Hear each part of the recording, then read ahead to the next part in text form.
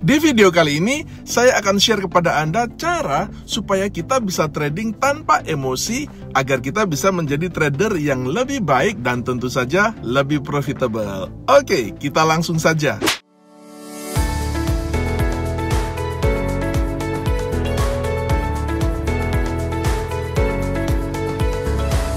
Link pendaftaran di kolom deskripsi. Bagi saya trading itu 90% soal mental dan pengelolaan risiko dan hanya 10% saja soal metode. Hal ini bukan tanpa dasar, tapi memang ada studi ilmiahnya bahwa trader yang mayoritas loss itu sebenarnya sudah jago trading dan hebat sekali skill metodenya, tapi hancur lebur karena gagal mengendalikan emosi dan risiko. Jadi jangan heran jika banyak sekali orang yang jago analisa, menguasai banyak sekali teori, tapi gagal total ketika trading.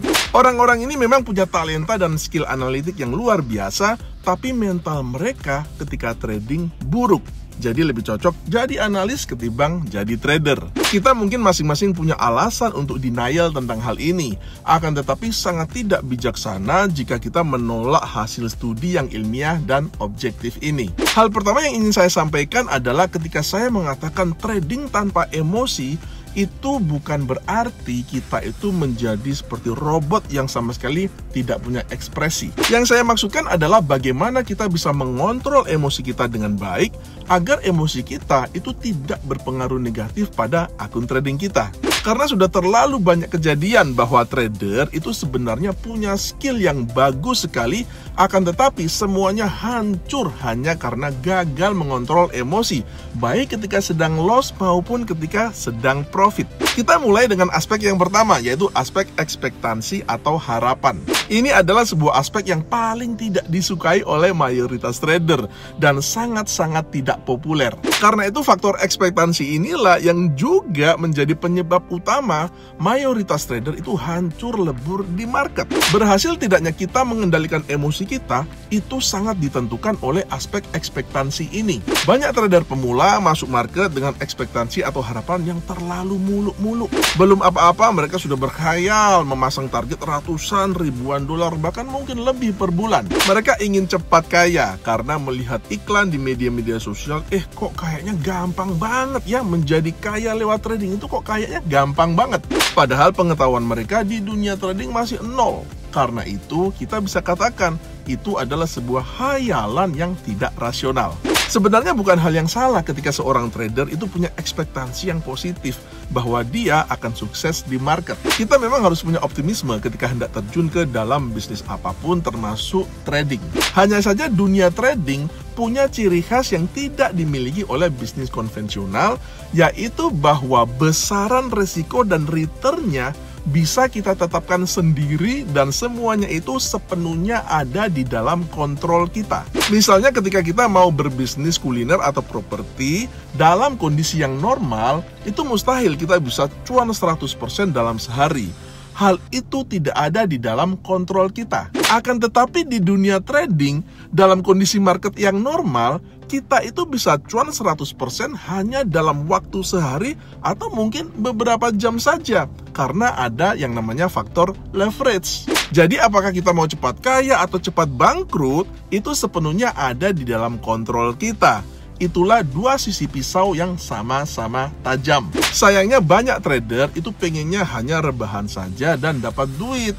Mana bisa ya, orang-orang terkaya di dunia saja sampai saat ini waktu kerjanya masih lebih banyak dibanding waktu rebahannya. Ekspektasi yang tidak rasional ini bahasa awamnya itu sebenarnya adalah serakah. Karena keserakahan ini banyak trader pemula justru lebih fokus ke enaknya doang nih, ke profitnya doang, sehingga mengabaikan proses panjang yang harus dilalui jika ingin menjadi trader yang profesional dan profitable. Malas belajar, ilmunya sedikit, nggak punya pengalaman, tapi bermimpi, berhayal mau trading for a living dan kaya secara mendadak. Ini kan konyol namanya. Bermimpi boleh-boleh saja, tapi kalau Anda tidak mau menjalani proses belajar yang butuh waktu bertahun-tahun itu namanya halu. Di dalam trading, keserakahan ini punya bestie, punya teman baik begitu ya, yang selalu mendampingi, yaitu rasa takut. Ketika seorang trader itu serakah, maka ia menggunakan lot yang terlalu besar, full margin, sehingga ketika floating loss itu emosinya menjadi tidak stabil. Disinilah akar permasalahannya, disinilah lingkaran setannya. Ekspektasi yang irasional menyebabkan keserakahan, kemudian keserakahan menyebabkan ketakutan yang pada akhirnya berujung pada emosi trading yang tidak stabil. Lalu bagaimana bentuk ekspektasi yang wajar? Kita bisa punya ekspektasi profit sekitar 3% per bulan.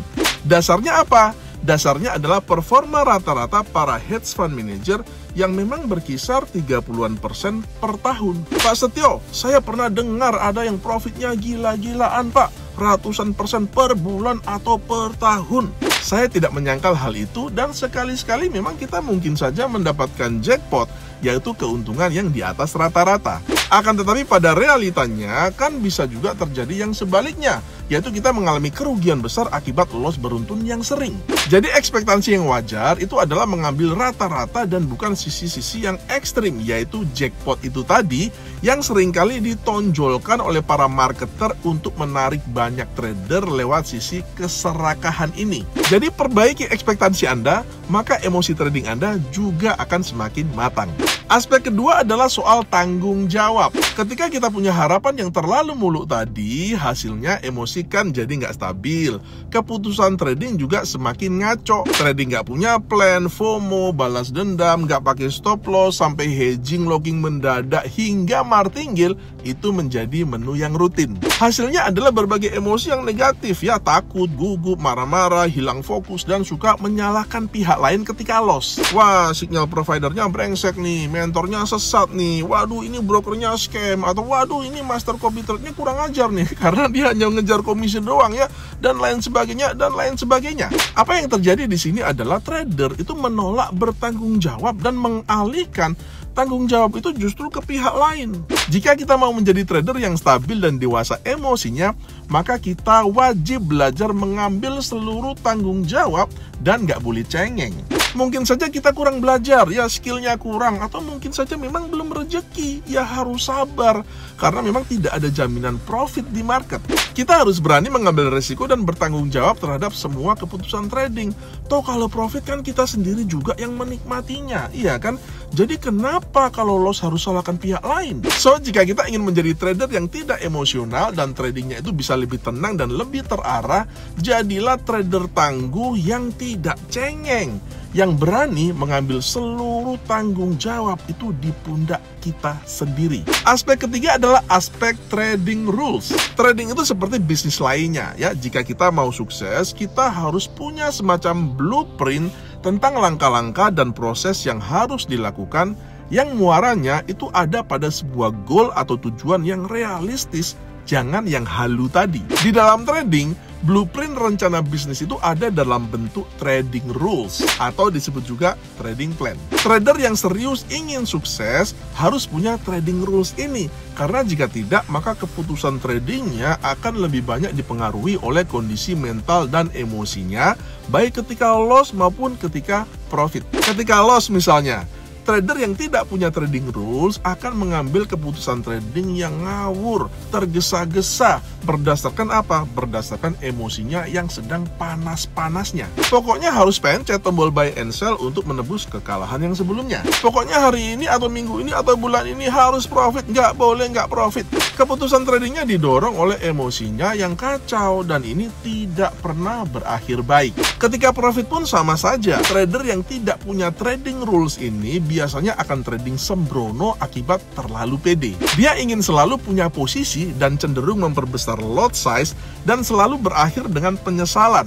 Akan tetapi sayangnya, biasanya penyesalan itu hanya sementara saja, dan si trader biasanya kembali melakukan kesalahan yang sama over and over again, seakan-akan nggak ada kapoknya. Sebaliknya, seorang trader yang punya trading rules dan disiplin menjalankannya, itu ibarat seseorang yang punya lentera yang menerangi jalan yang akan dia lalui.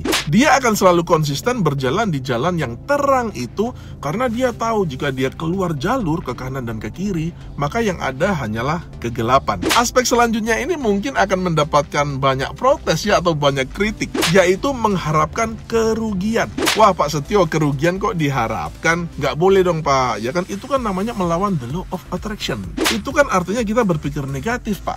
Namun buat saya, mengharapkan kerugian itu hal yang sangat rasional dan penting justru untuk mencapai kondisi emosi yang stabil. Saya akan jelaskan.